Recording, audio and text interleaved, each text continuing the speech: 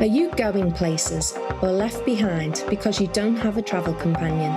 Listen to how you can travel more independently.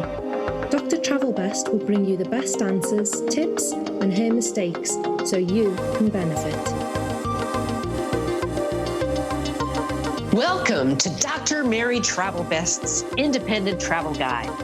This is for women who travel, who want to travel, and especially for those who want to travel independently. What's on your bucket list? You can tell me your dreams, your wishes, and your travel fantasies. Where do you want to travel? I'll help you get there.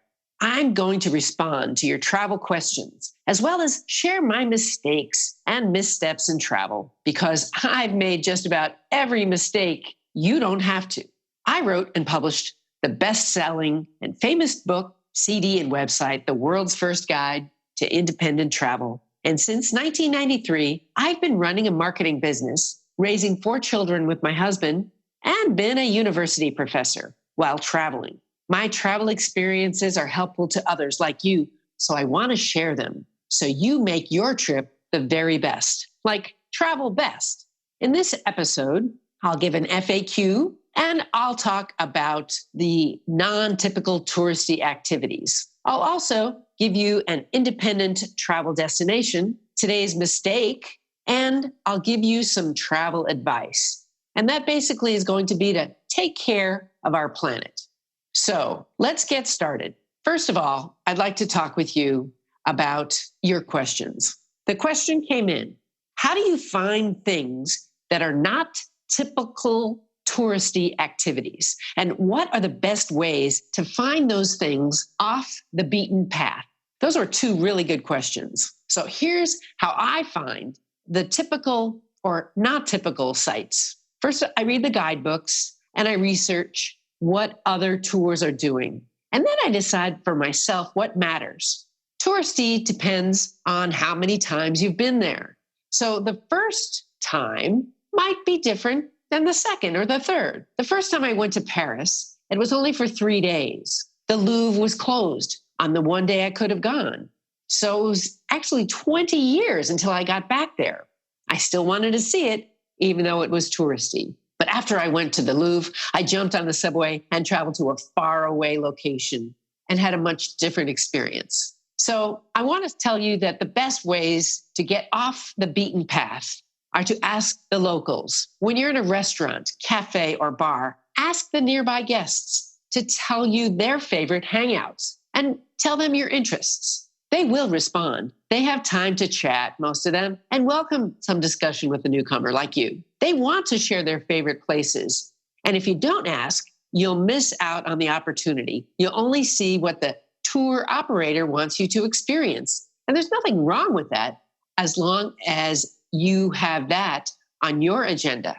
Third part of the question: some of the off the beaten destinations have been the most memorable for me, and maybe for you too. One example is when I went shopping in Tijuana. Now, that's where most people go, just across the border in Mexico. But if you drive just a bit further, you will discover the beauty of Rosarito, and you will see a whole new world of culture. The Rosarito Beach Hotel is an area of town where you should be safe, as well as feel free walking around alone. Today's independent destination is Palm Springs, Palm Desert. Well, the destination, hey, I'm here now. So what's the best thing to do here? Nothing. Really, nothing. It's the most popular thing. And I mean that. You've been so busy with all of your other things. Here's a place where you could do nothing. Get away from the hubbub and all the moving around. So if you come from the East Coast, as I met a woman from Boston yesterday, she said it took her 6 hours to get here. And the major airlines don't land here. So she needed to fly to Los Angeles and drive. However, if you can get a charter flight or a small airline to get here, you'll make it that much easier. Then find a pool and start relaxing. Oh, and don't forget the sunscreen. So, second part of the question: after you've finished baking and you can't sit in the sun anymore, then you can get on with your travel. There is a lot to do here, and it's up to you to make it happen or just read a book and keep relaxing. We had a great lunch on Friday at a deli called Sherman's. Shermans. They have 2 locations. They had this corned beef sandwich.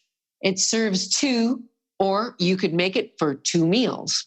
Last night, I checked out Neil's Bar for some karaoke, and I found out there's a lot of locals there. It's off the beaten path, and it's open every day of the year. During the afternoons, you've got an older audience. Starting at 8 o'clock, the price for drinks goes up, and there's a younger crowd. Now, you might want to go on some short hikes. Absolutely. There's golf, there's shopping. If you're going to be outside, try the early morning and late evening walks. Those are highly recommended. And find a pool. Spend lots of time there. I hope you enjoy Palm Springs, Palm Desert, as I have. Now for today's mistake, overpacking. How many of us have overpacked? Well, let me give you a big mistake that I made. I, one time, was in Colorado.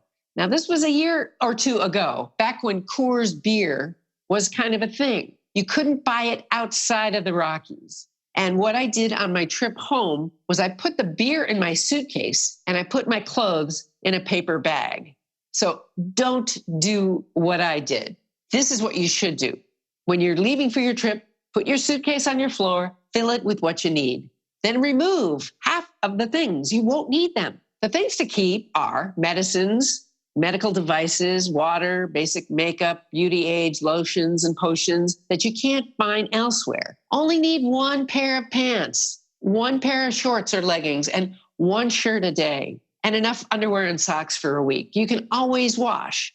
My friend Eileen had 6 pairs of shoes in her suitcase, and she doesn't remember packing them all. She ended up with sore feet anyway. So only bring the shoes you absolutely need and make sure that they are well worn before your trip. I can also tell you on this trip, I forgot underwear. So I had to go out to the store and buy some.